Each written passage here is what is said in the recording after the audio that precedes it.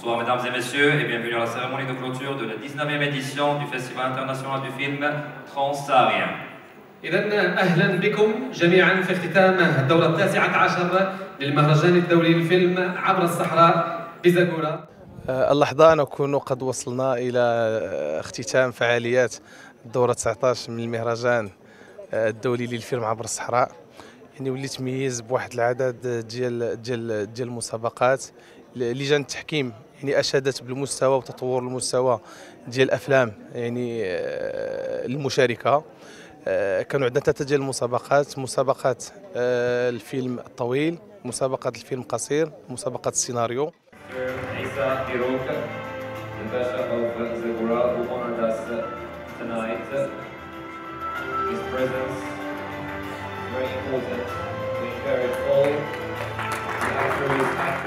وقد آلت جائزة الفيلم الطويل إلى الفيلم التونسي لي زونفون روج لمخرجه لطفي حشتور.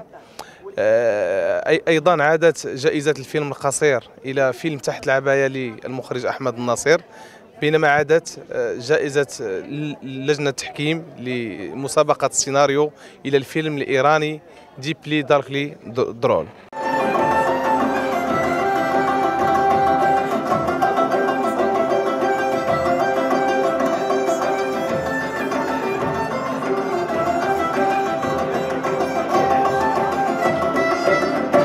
اليوم حنا في حفل الاختتام ديال الدورة التاسعة عشرة للمهرجان الدولي للفيلم عبر الصحراء.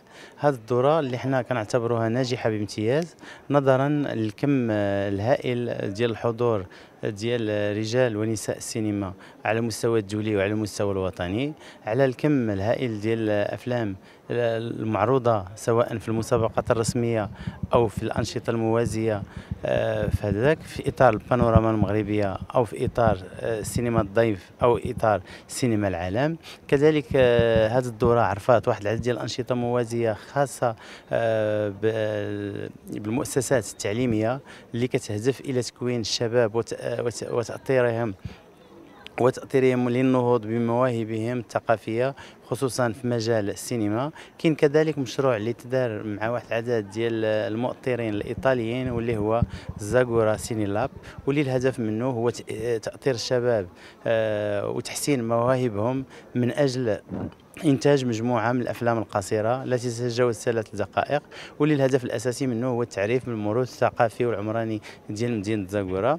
هاد الأفلام هادو كيدخلوا في واحد الإطار واحد الكونكور وطني اللي كيكون في 4 ديال المدن اللي هي زاغورا، الصاويرة، طنجة، الرباط، 5 مدن عفوا وسالة، واللي غيفوز فيهم غيكون اليوم كانوا عندنا 4 الأفلام في زاغورا وفاز فيهم فيلم واحد، وغيكونوا عندنا كذلك في إطار المسابقة الرسمية ديال هاد 4 المدن غيكون فيلم واحد هو اللي غيربح وغتكون المشاركة ديالو في مهرجان نابل بإيطاليا.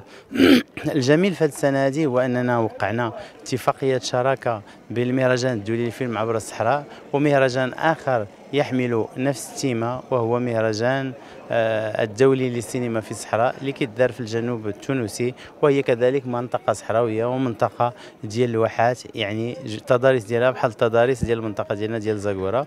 والأهم فيها هو أن هاد الشباب اللي فازوا يعني كانوا عندنا 4 الأفلام قصيرة، غادي نحاولوا بأن 2 الأفلام فيهم غادي يشاركوا في إطار مسابقة سينما الشباب في الدورة الثانية للمهرجان الدولي للسينما في الصحراء.